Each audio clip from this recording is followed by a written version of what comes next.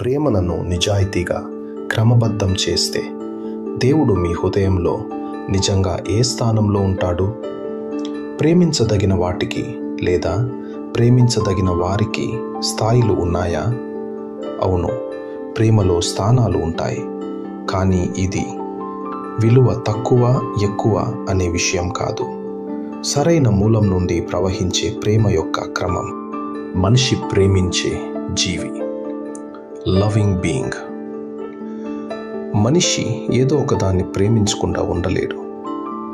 పాపం అంటే చాలాసార్లు ప్రేమ లేకపోవడం కాదు, ప్రేమ తప్పు క్రమంలో ఉండటం. అగస్టిన్ ఆఫ్ హిప్పో ప్రకారం సృష్టిలో ఒక ఆధ్యాత్మిక క్రమం ఉంది. ఆయన దీనిని లాటిన్లో ఓర్డో అమోరిస్ అని పిలిచాడు. దేవుడు సృష్టికర్త, ప్రథమ ప్రేమకు అర్హుడు. నీ పూర్ణ హృదయముతోనూ, నీ పూర్ణ ఆత్మతోనూ, నీ పూర్ణ మనస్సుతోనూ నీ దేవుడైన ప్రభువును ప్రేమింపవలెను. మత్తయి సువార్త 22వ అధ్యాయము 37వ వచనం. ప్రేమ యొక్క మొదటి కేంద్రం దేవుడు. దేవుడు ప్రేమాస్వరూపి. 1 యోహాను 4వ అధ్యాయము 8వ వచనం. రెండవది, మనుషులు ప్రేమించాల్సిన వారు. మనుషులు దేవుని స్వరూపంలో సృష్టించబడ్డారు. కాబట్టి మనుషులను ఉపయోగించకూడదు, ప్రేమించాలి. నిన్ను వలె నీ పొరుగువాని ప్రేమింపవలెనను. మత్తయి సువార్త 22వ అధ్యాయం 39వ వచనం. పొరుగువాడు అంటే ఎవరు?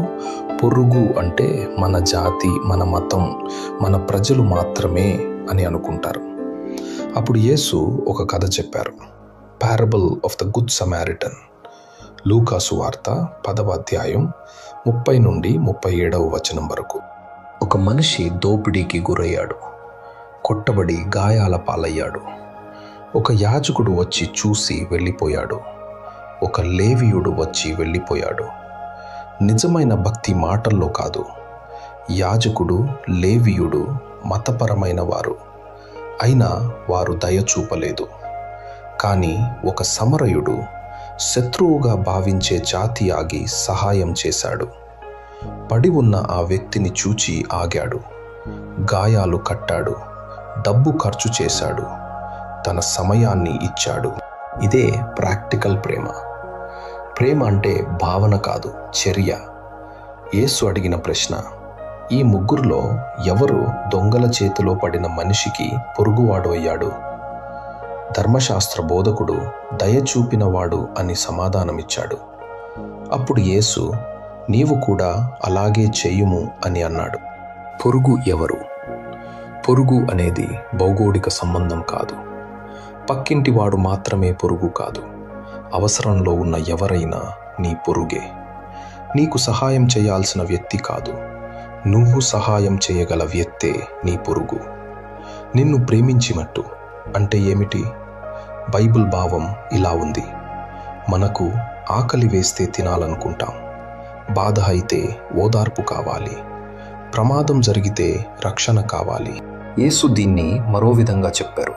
మత్తయి 7వ అధ్యాయం 12వ వచనం. మీకు మనుషులు ఏది చేయాలని కోరుకుంటారో మీరు కూడా వారికి అదే చేయండి. ఈ ప్రేమకు మన మాదిరి, మన పాపముల కొరకు సిలువని అంగీకరించి తన రక్తాన్ని కార్చి ప్రాణాన్ని అర్పించటానికి వెనుకాడని ఏ పాపము లేని మన ప్రభువైన యేసుక్రీస్తు మాత్రమే. మూడవది, వస్తువులు, ఉపయోగించాల్సినవి. సృష్టిలోని వస్తువులు మనకు సేవ చేయడానికి ఉన్నాయి. అగస్టిన్ దీనిని ఇలా చెప్పాడు, యూజ్ థింగ్స్, లవ్ పర్సన్స్. అంటే వస్తువులు మన జీవితం సులభం చేయడానికి ఉన్నాయి, కానీ వాటిని ప్రేమించడానికి కాదు. ఆధునిక ప్రపంచంలో ఉదాహరణలు. డబ్బు ఉపయోగించాల్సింది, కానీ మనిషి డబ్బుని ప్రేమిస్తాడు. బైబిల్ చెబుతుంది, ధనాపేక్ష సమస్తమైన కీడులకు మూలము. తిమోతి వ్రాసిన మొదటి పత్రిక 6వ అధ్యాయం 10వ వచనం. టెక్నాలజీ. ఫోన్ మనకు ఉపయోగపడాలి, కానీ మనిషి ఫోన్ లేక జీవించలేడు. ఇది కూడా ప్రేమ క్రమం తప్పడం. సంబంధాలు. మనుషులను ప్రేమించాలి, కానీ చాలాసార్లు మనుషులను ఉపయోగిస్తాం. ఉదాహరణలు: రాజకీయాలు, వ్యాపారం, సోషల్ మీడియా. సరైన క్రమం: దేవుణ్ణి అత్యంతగా ప్రేమించు, మనుషులను ప్రేమించు, వస్తువులను ఉపయోగించు. ఇలా చేయకుండా వస్తువులను ప్రేమించటం, మనుషులను ఉపయోగించటం, దేవుణ్ణి మర్చిపోవటం ఖచ్చితంగా పాపమే.